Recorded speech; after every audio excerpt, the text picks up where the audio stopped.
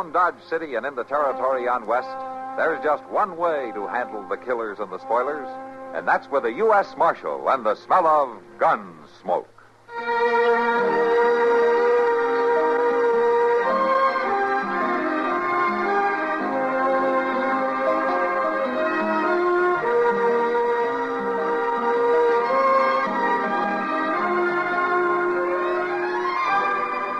Gunsmoke, starring William Conrad. The story of the violence that moved west with young America. And the story of a man who moved with it. I'm that man. Matt Dillon, United States Marshal. The first man they look for and the last they want to meet. It's a chancy job, and it makes a man watchful. And a little lonely.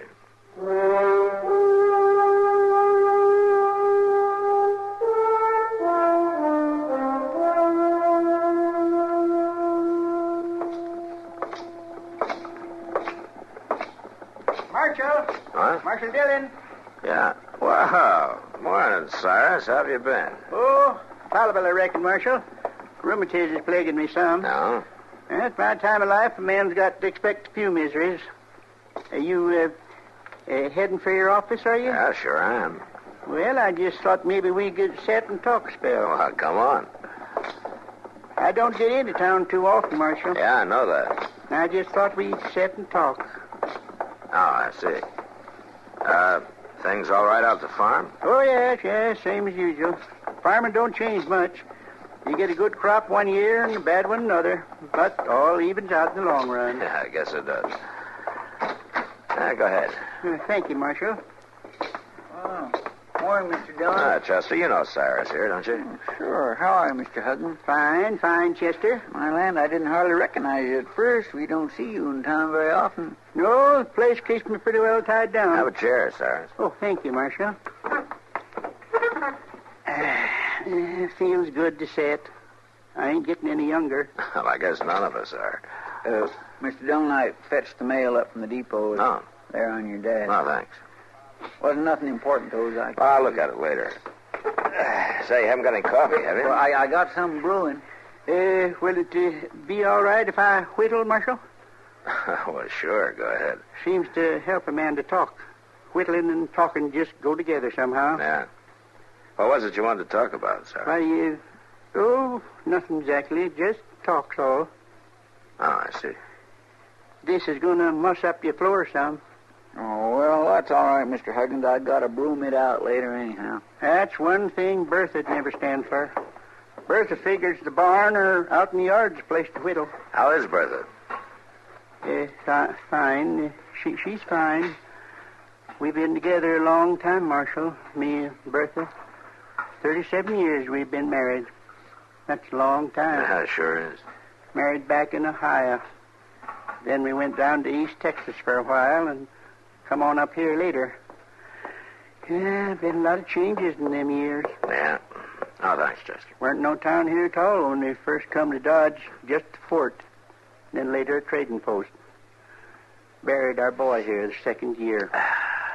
Used to grow corn down in the bottomland and sell it to the garrison at the fort. And it's when the Indians didn't get it first. Yes, sir, there's been a lot of changes. Yeah.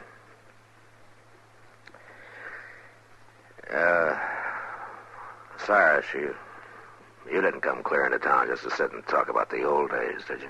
Why, I don't know what you mean, Marshal. Oh, I think you do. 37 years we've been together. Through better and worse. Finest woman that ever lived. Marshal, she left me. Say what? Bertha, she's run off. Disappeared. Without so much as to buy your leave. Cyrus, that doesn't sound like Bertha. Well, she did. Woke up one morning and she wasn't there. I kept figuring she'd come back, but she ain't. Well, maybe she's visiting one of the neighbors. No, they all been by. The one she might have. Well, there must be some reason, Sarah. She just wouldn't up and leave you. She'll be back. That's what I hoped. It's mighty lonely on the place without Bertha. I couldn't even go on without her. And the neighbors, well, they figured I ought to come tell you about it. So that's what I done. Well, how long's she been gone? 3 weeks.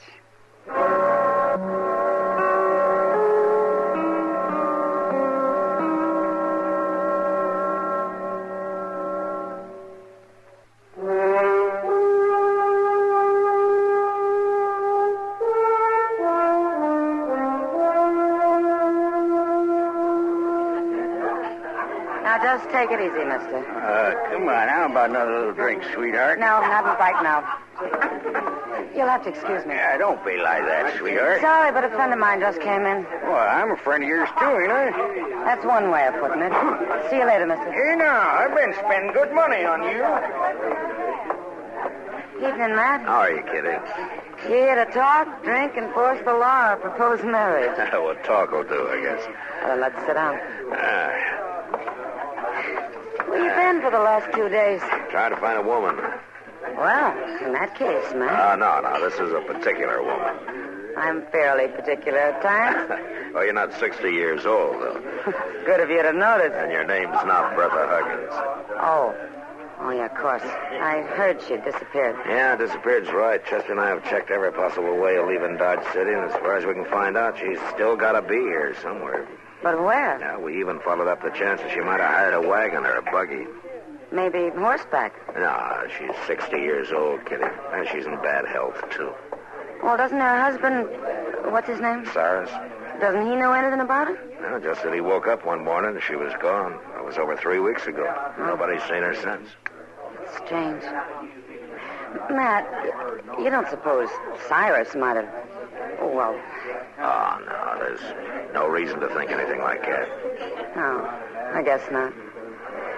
I imagine he's pretty broke up over it. He sure acts like it. You know, Kitty, he seems 10 years older all of a sudden. He talks vague, half balmy. By golly, a man steps out just long enough to deliver a baby, and he finds somebody trying to steal his girl. Hello, Doc. He's not trying, Doc. More's the pity. Oh, and you're not my girl, Kitty. More's the pity. Oh, why haven't you ever asked me? Oh, you mind if I sit down here, man? Yeah. Seems to me you're already sitting, Doc. Well, Kitty, the last thing in the world you need is a broken-down old cowtown sawbones. What do I need, Doc? Well, not me. Oh, and not this hard-headed, battered-up excuse for a lawman, either. Oh, I thought he was in pretty fair shape. Oh, pretty close. He's got so many bullets in him, if you drop him in the water, he'd sink like a rock. You don't say. Sure, he'd say anything to keep from buying a beer. Well, now, I just can't out of it, man. Not the way you've been letting my patience disappear on me. Oh, you mean Bertha Huggins? Was she a patient of yours, Doc? You know, come to think of it, Kitty, maybe that's why she ran off. Self-preservation. She better not have done any running. Not in her condition. Oh, was it bad, Doc? It was bad enough. What's wrong with it, Doc? It's easier to say what isn't. Oh, I suppose too many years in the prairie sums it up.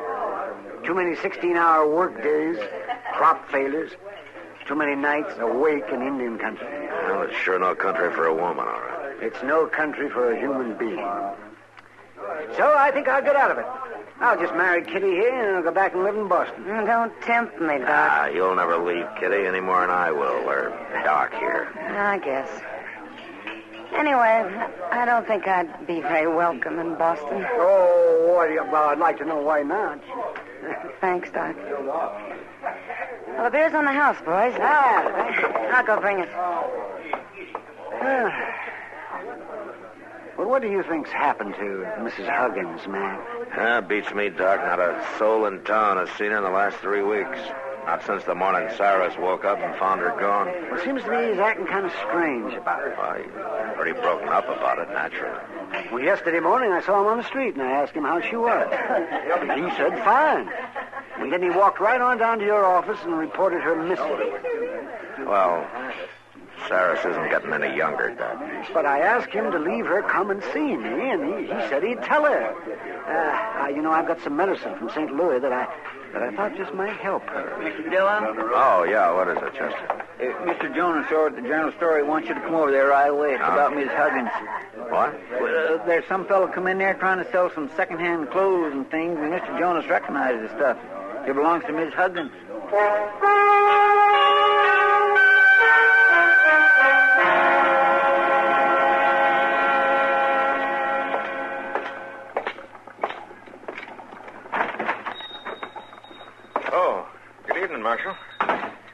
Glad to see you. I am for a fact. Is that him, Mr. Jonas? Yeah, standing there by the stove. He's getting restless, too. Had a hard time keeping him here. Well, I'll see what he's up to. Careful, Marshal. He's wearing a gun under his coat. So am I. Evening, stranger. Howdy. You're new in town, aren't you? Just going through. Now, when'd you get here? I ain't sure that's any of your business, mister. I'm Matt Dillon. I'm a U.S. Marshal. That make you any more sure? I didn't know you was a lawman. When did you hit Dodge? Just today. You got no reason to jump me. I haven't yet. What's your name? Hody Peel. Look, I ain't done nothing. And you got nothing to worry about. Just stand still, buddy. Yeah. What'd you take my gun for? Might save us both a little trouble. I ain't gonna stand for this, Marshal. I'm a law-abiding citizen with a wife and a family. No? Where are they? We've been camping about 5 miles up the river. I rode into town alone. We've been looking for some land to take up. Homesteader, huh? If I can find a decent piece of land, I am. How long you been camped up there? Around 3 weeks, I guess. Uh-huh. Come on over here to the counter. All right, Marshal. I don't know what you're thinking, Marshal, but you're wrong. I ain't done nothing. There's the stuff, Mr. Jonas. Yeah, that's right, Marshal. Now, most of the things, here, like these turtle shell combs and the hand mirror and some of the clothes, could be anybody's, but this wool shawl and this needlepoint shopping satchel, I've seen Miss Huggins in town with these time and time again. So that's what it's about. Now, you're sure, Mr. Jonas? Well, of course I'm sure. She's had them things for years. Marshal, this stuff was give to us. I didn't steal it. Some farmer stopped us when we drove past his place and give it to us. You know his name? I didn't ask. It's about 8-10 miles west of town, a place with 2 white barns. That's the Huggins place, Marshal. He's an old fella. Talked kind of crazy. That was about 3 weeks ago. We cut off the trail and drove into his pasture to water our team, and he was there by a little spring. Doing what? He was busy digging a hole. We didn't hardly notice him at first. Then he took us up to the house and gave us his stuff.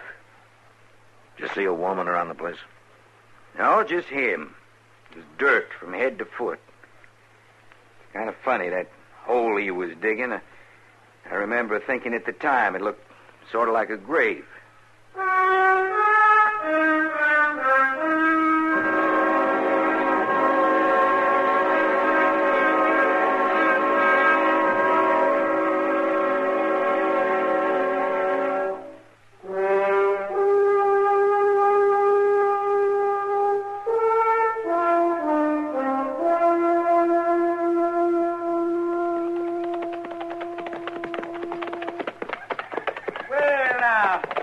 Quite a surprise, Marshal. Morning, sirs. Hi, Mr. Huggins. Oh, can't complain. Come on, get out of them saddles now and rest yourselves. Mighty good to see you. Oh, thanks. Come on up to the house and I'll have Bertha fix you some coffee. What? You'll have Bertha fix coffee? Sure will. Well, she'd be awful upset if she knowed you stopped by and I didn't even bring you up to the house. Well, but your wife's gone, Mr. Huggins. Gone? Well, that's what you told me a couple of days ago. Oh, you must be mistaken, Marshal. Well, you came to my office, Cyrus, and you told me that she was missing, that she'd run off. Why, Bertha wouldn't do a thing like that. We've been together 37 years. Well, then she's here. She's up at the house. No, she's not. But you just said for us... Chester. She went to visit her sister in San Antonio. Oh, I see. I forgot about it. It just slipped my mind for a minute. Cyrus, you got a spring over there in the pasture. I'd like to take a look at it. Well, it's just a spring, Marshal. You mind walking over with us? No, I don't mind. By golly, it's funny about me forgetting Bertha went to visit her sister. Yeah. And you say I come into town a few days ago and told you she'd run off? That's right. Golly, looks like my memory's starting to go on me. Maybe. Funny thing. When it's something that happened way back, I'd remember it fine. Like Bertha and me was talking the other day about when we first got married. Remembered it just like it was yesterday. And that was 37 years ago. It's funny. Yeah. Things the last 3 weeks, though, it kind of clouded over for some reason. When did your wife leave, Cyrus, to go visit her sister? About 3 weeks ago. Well, here's the spring. Yeah. Let's take a look over here. No, I don't want to. Let's go. All right, Marshal.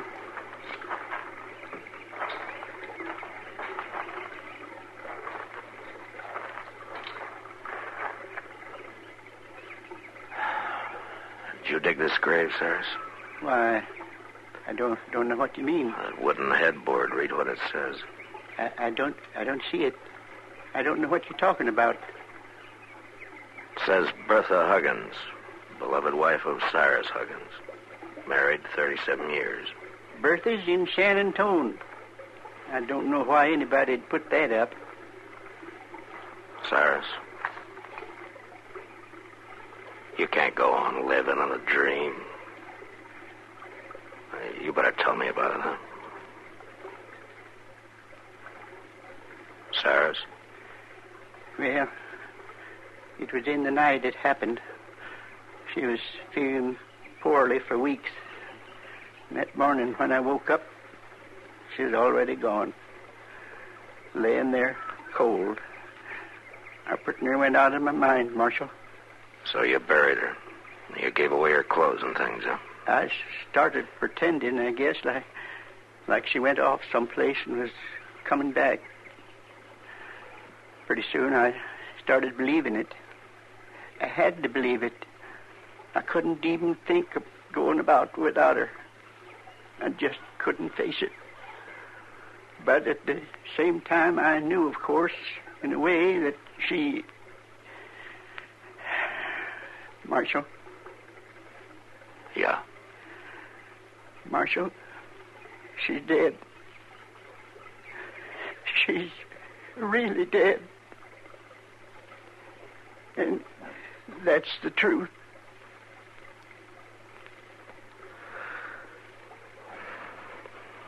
Come on, Chester.